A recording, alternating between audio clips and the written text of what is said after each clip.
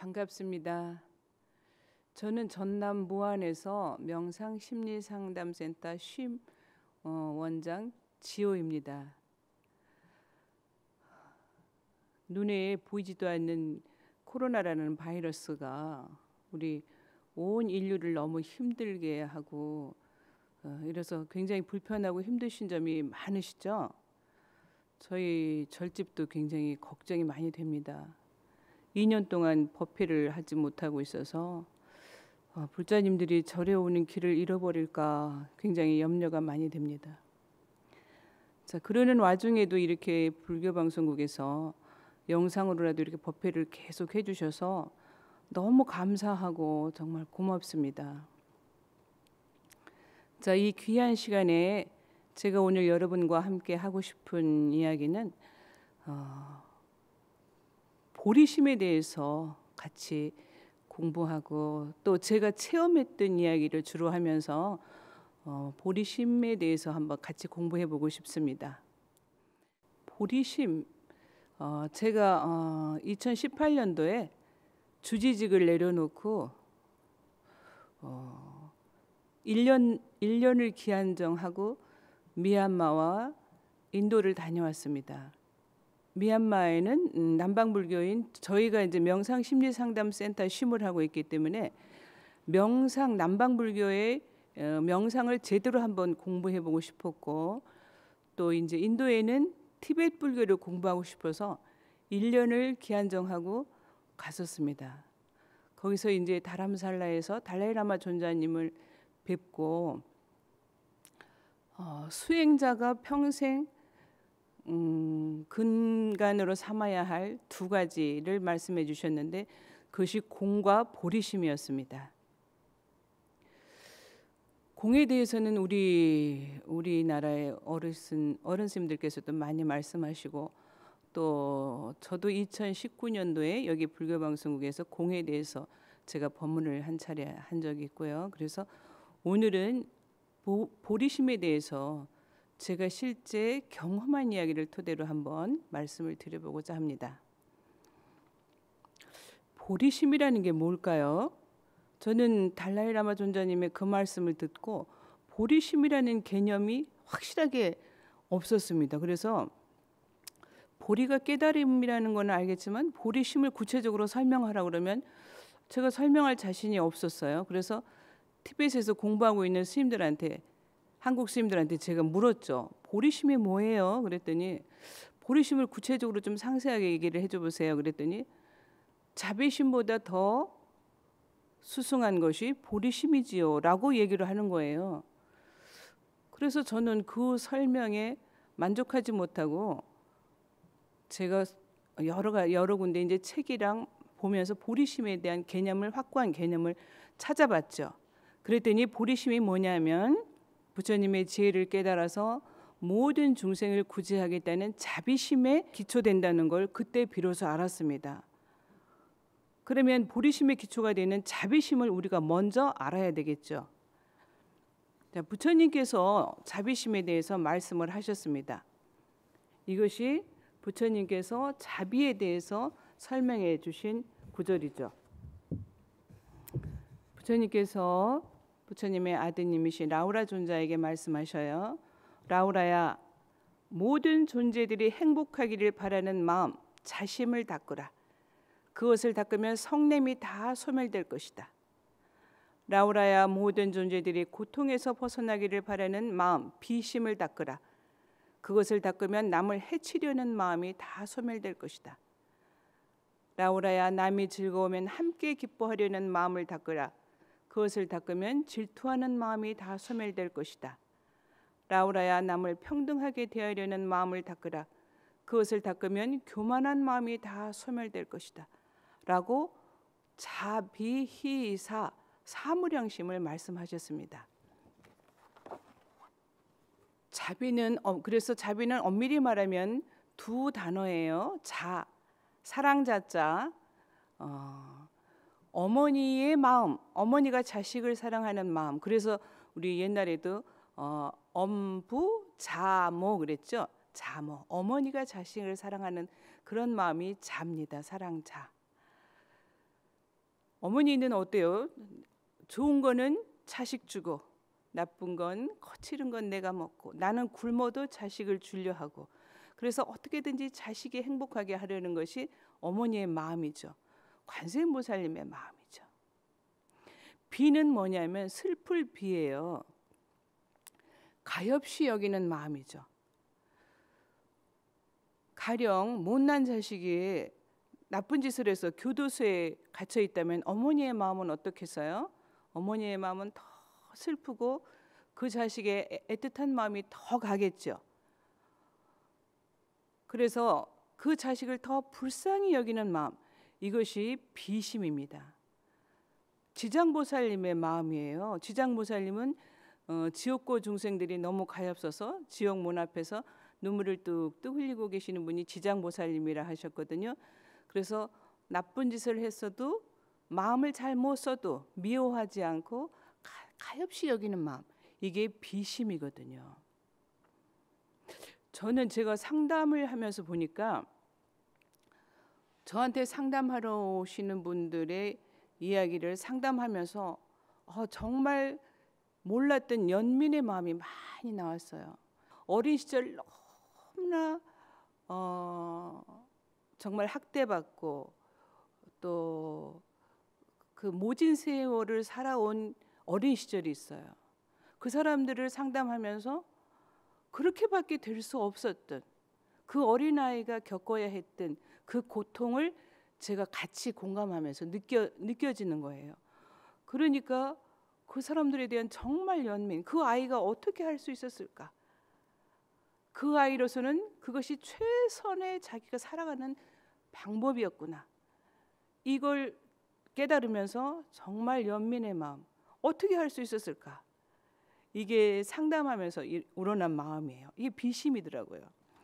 자, 달라이라마 존자님께서는 자비에는 두 가지 차원이 있다라고 말씀하셨어요. 첫째는 훈련이나 교육, 지혜나 지식이 필요 없이 자연 발생적인 자비. 이게 바로 어머니가 자식을 사랑하고 우리가 가족을 사랑하는 그런 마음이죠. 그런데 이런 자비는 상대방의 태도에 따라서 한순간에 증오나 원망으로 바뀔 수 있습니다.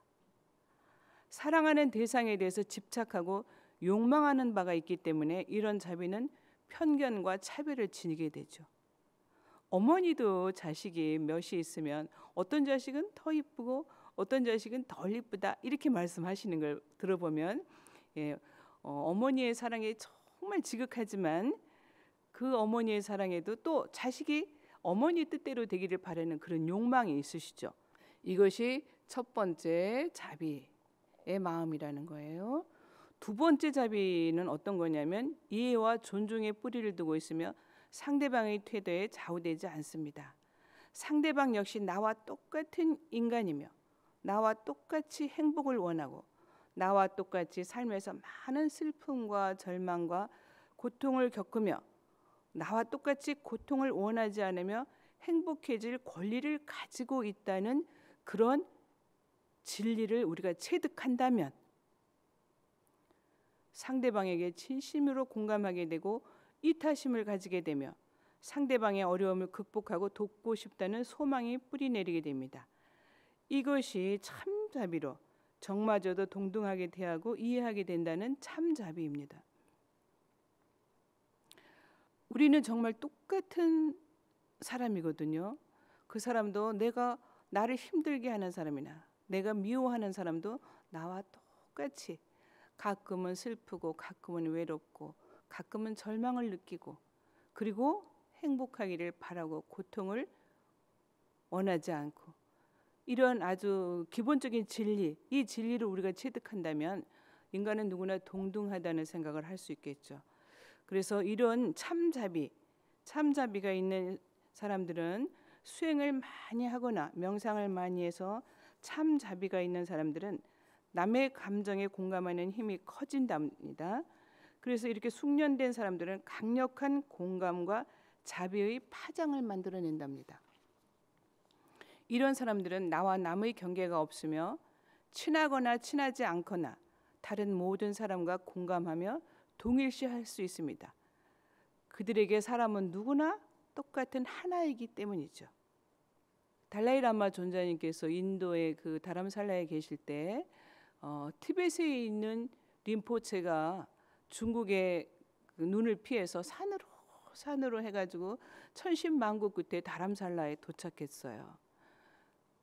그 림포체를 달라이라마 존자께서 굉장히 아주 정말 따뜻하게 반기시면서 이야기를 하시는데 이렇게 천신만고 끝에 산을 넘어서 이렇게 중국의 눈을 피해서 피난을 왔을 때 무엇이 가장 두려웠냐라고 물어봤어요. 그랬더니 그 림포체가 내 마음에서 중국 사람들을 미워하는 마음이 생길까 봐 그것이 가장 두려웠습니다.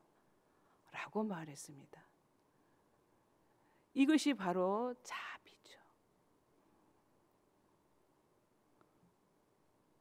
자, 티베트 사람들은요, 일체 중생이 나의 어머니라고 생각해요. 그래서 모든 기도들이 일체 중생이 행복하기를, 일체 중생이 고통에서 벗어나기를,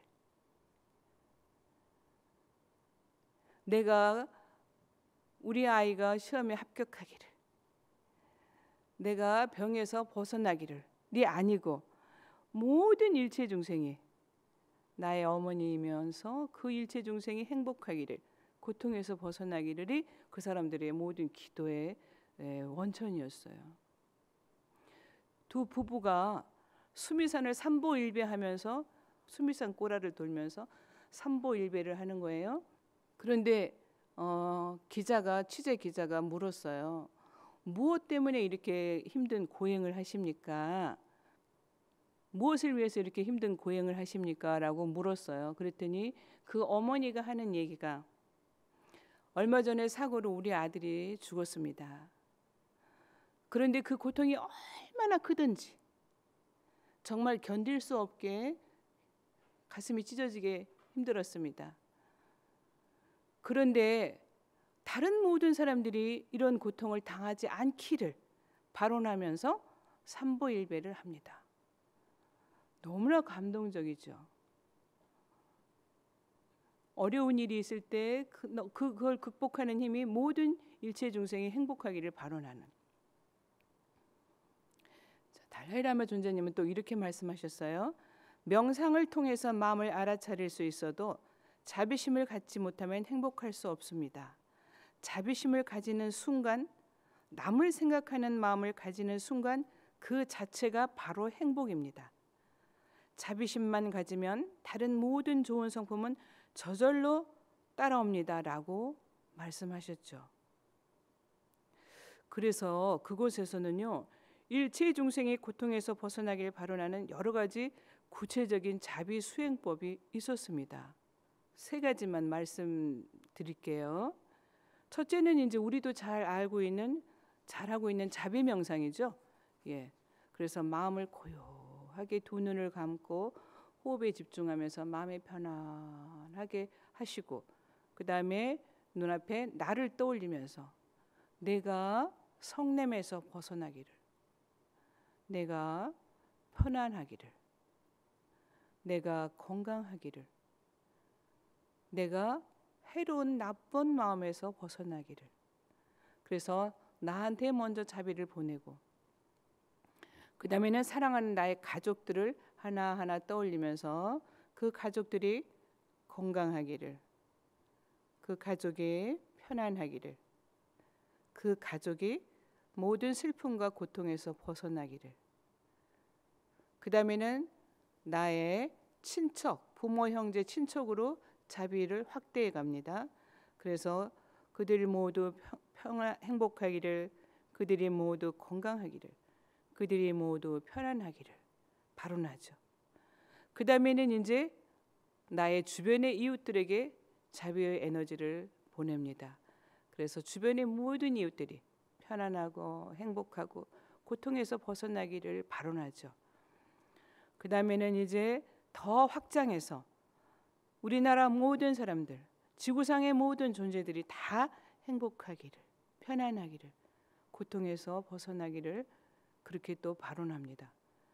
그 다음에는 나를 힘들게 했던 사람, 나와 관계가 안 좋은 사람을 떠올리면서 그 사람도 건강하기를, 그 사람도 행복하기를. 그 다음에는 우주의 모든 존재들, 유정, 무정에게로 자비를 확대하죠. 이건 우리나라 스님들도 많이 하고 있는 자비 수행법이에요. 예. 이 수행법이 그 사람들에게는 거의 일상화되어 있습니다. 그 다음에 이제 두 번째가 그린 따라 만트라라는 또 자비명상 수행법이 있는데, 그린 따라라는 말은 그린이 녹색이죠. 따라는 관세음보살을 말합니다. 그래서 그린 따라 만트라가 있어요. 옴따레 뚜따레 뚜레스바라는 만트라가 있는데, 그 만트라를 계속 암송하면서 내 정수리 위에 녹색 관세음보살님이 계신다고 관상하는 겁니다. 관상은 내가 의도적으로 이미지를 만들어내는 거죠. 그래서 내 머리맡에 녹색 관세음보살님이 계시고, 관세음보살님께서 내게 가피를 주시고 나서 그 다음에 관세음보살님이 빛으로 화해서 내 정수리를 통해서 내 몸 안으로 들어오면 내가 관세음보살이 되는 걸 관상하는 겁니다.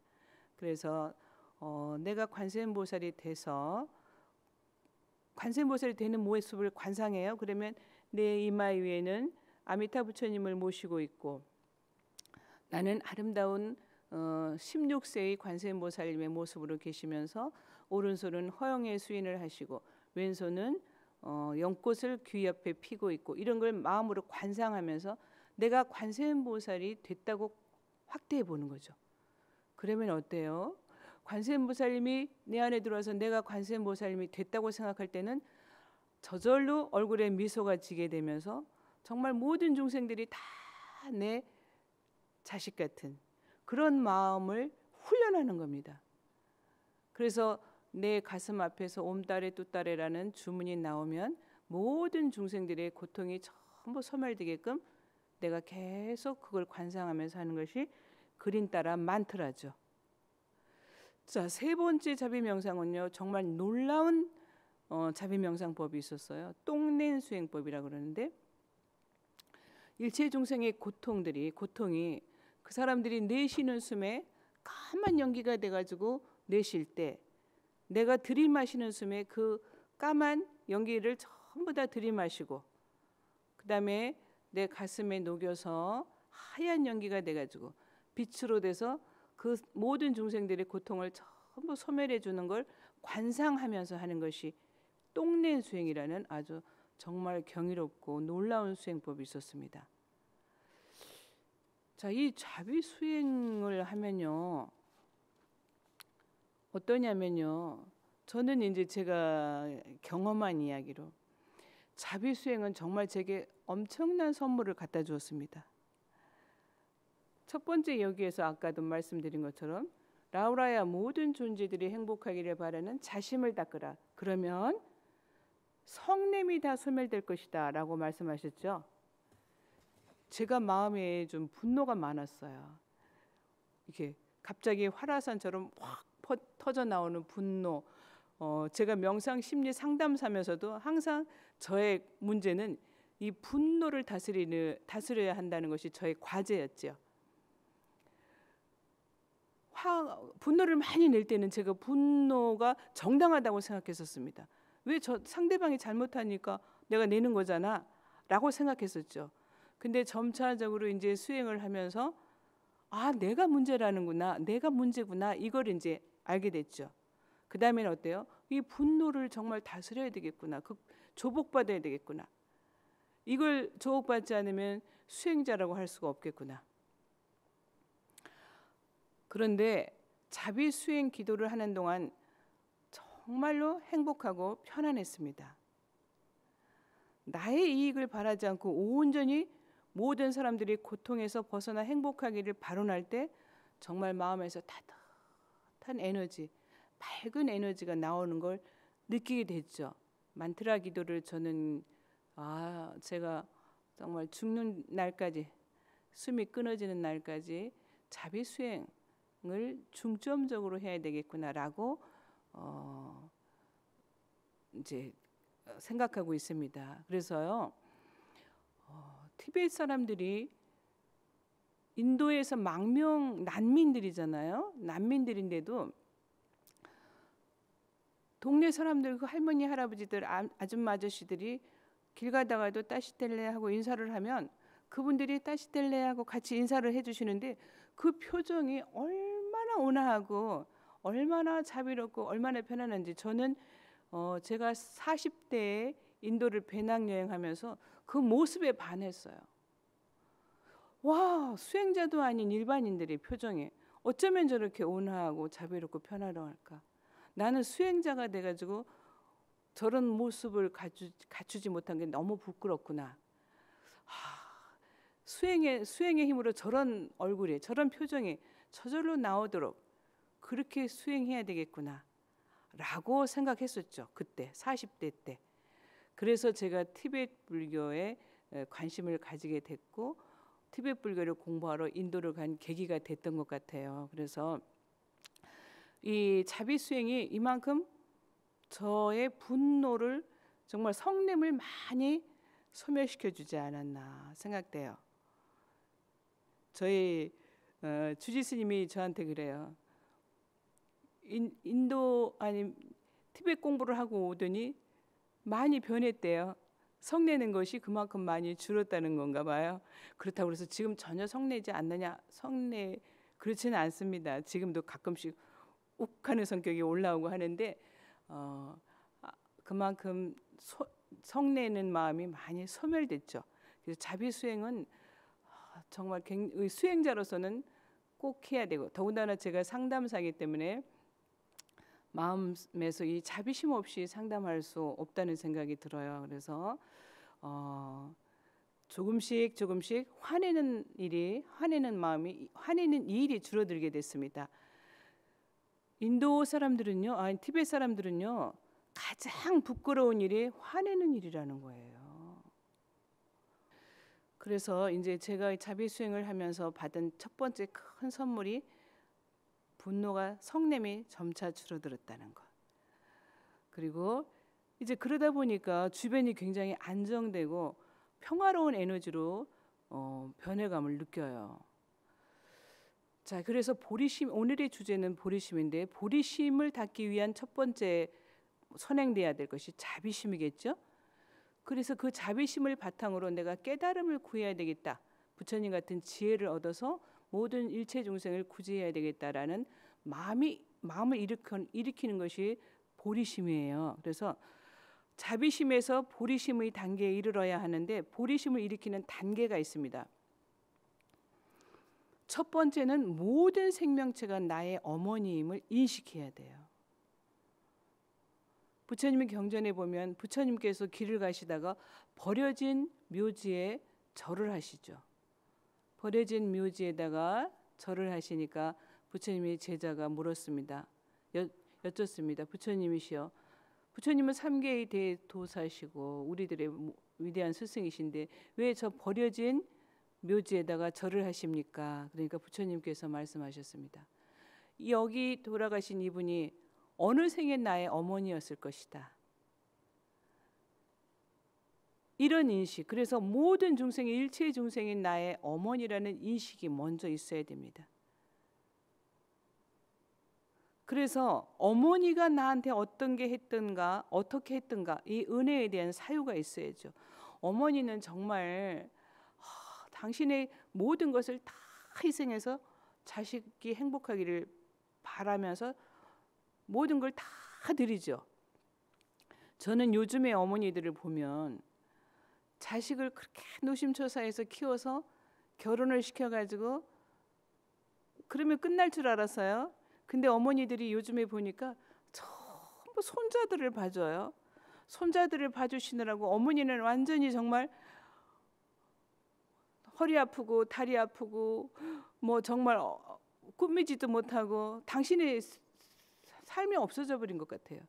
그걸 볼 때 저는 어머니는 모든 걸 다 주고 빈 껍데기만 남는 이게 어머니인가 보다, 이런 생각을 해요. 그래서 이게 어머니의 은혜거든요. 그 다음에는 사랑하는 어머니가, 그 어머니가 받는 고통, 그거에 대한 연민이 있어야 되죠.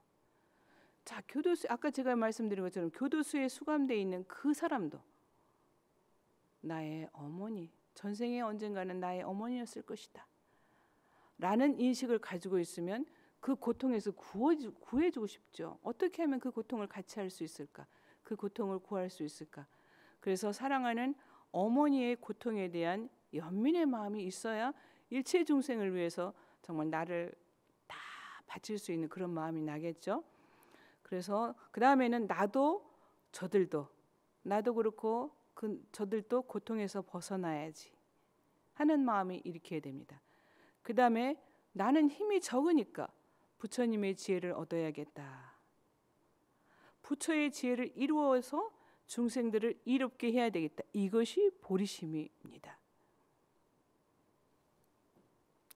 그래서 내 마음에서 항상 자비심이 줄어들지 않게, 자비심이 더욱더 증장되게, 성내는 마음과 남을 해치려는 마음, 이런 마음이 조복받으려면 어때요?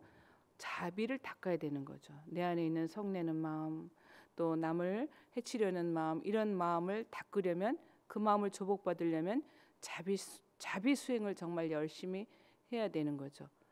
자비심에서 더 나아가서 기필코 내가 깨달음을 얻겠다. 그래서 모든 중생을 고통에서 구제하겠다. 이런 마음을 가져야 비로소 우리 불자이고 수행자이고 이런 생각이 들어요. 그래서 저는 이제 아침마다 기도를 시작할 때 이걸 먼저 읽으면서 모든 기도를 시작합니다.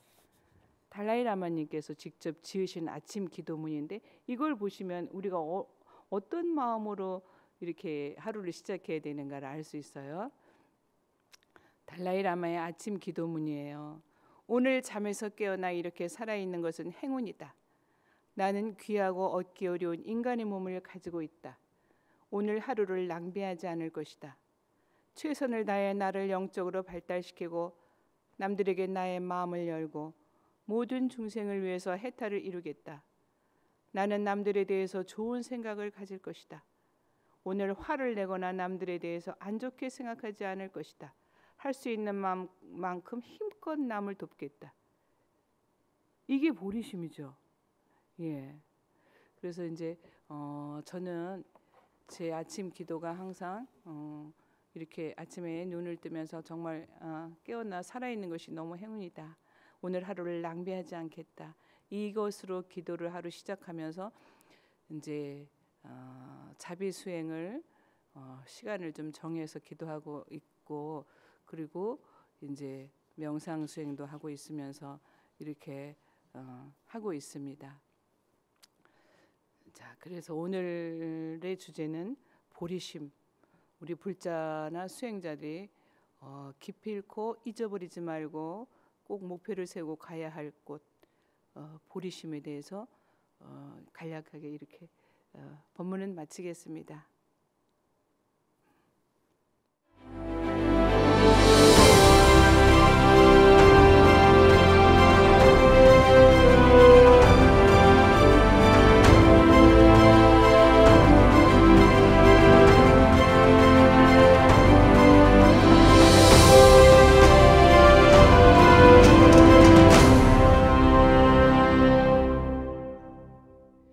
네, 오늘 이 수요법회에 질문지가 도착해 있습니다.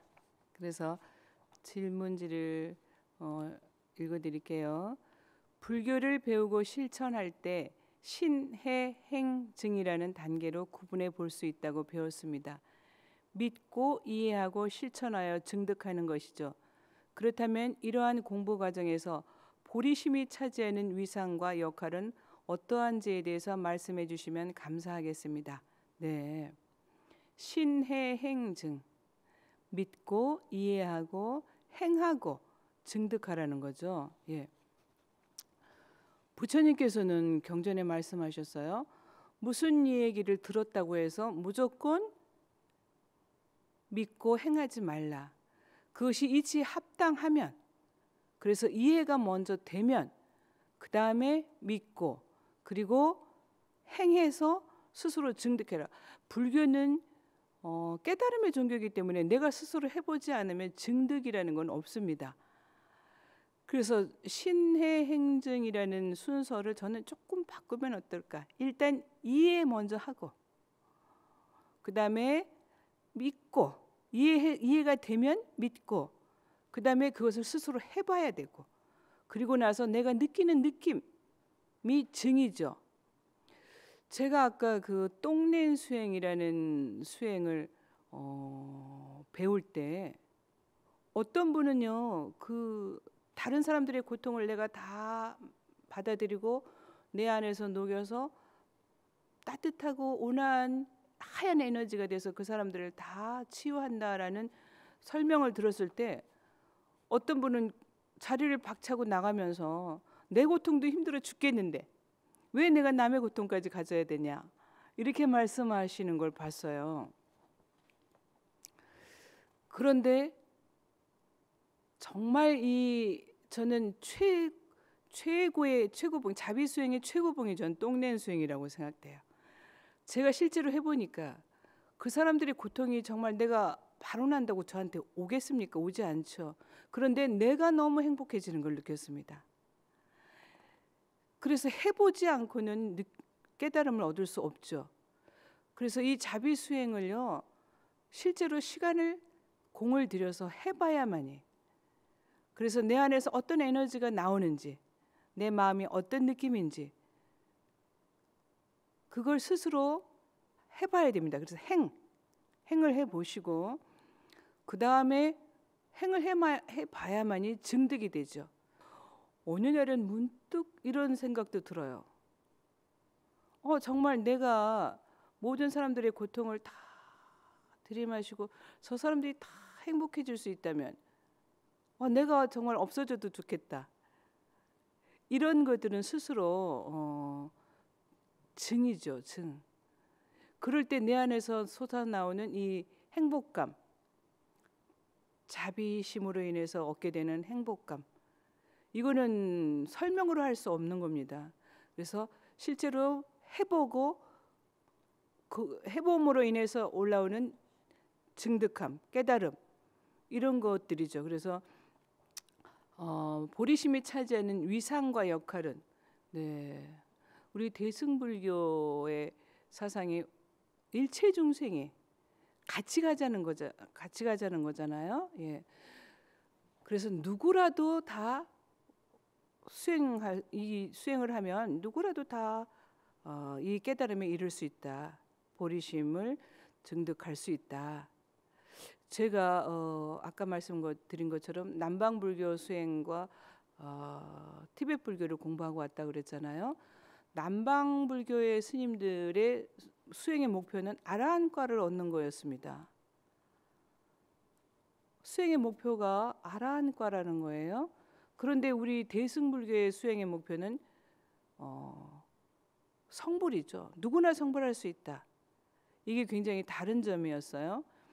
그래서 보리심이 일체 중생이 깨달음에 가기 위한 아주 최고봉이 아닐까, 저는 그렇게 생각이 들었습니다. 질문이 충분했나 모르겠어요. 답변이. 그 다음에 한 가지 질문이 더 있네요. 다른 종교나 철학 또는 수행법과 다른 불교의 특징 가운데 하나가 발보리심이라고 할 수 있을 것 같습니다. 발보리심은 줄여서 발심이라고 하는데요. 발심의 중요성을 다시 한번 소략하게 말씀해 주시면 감사하겠습니다. 네, 발심. 우리 정말 발심에 대한 이야기 많이 하죠. 예. 발보리심해라 하면 입버릇처럼 하는 것이 발보리심해라 그러죠. 미물들을 봤을 때 또 개를 보면서 쓰다듬으면서 발보리심해라. 보리심을 내서 다음 생에는 개 몸을 받지 않고 좋은 세상에 태어나라. 이런 것들이 전부 우리 발보리심이에요. 스님들이 벌레를 잡으면 이렇게 놔주면서도 발보리심해라 이렇게 많이 하시죠.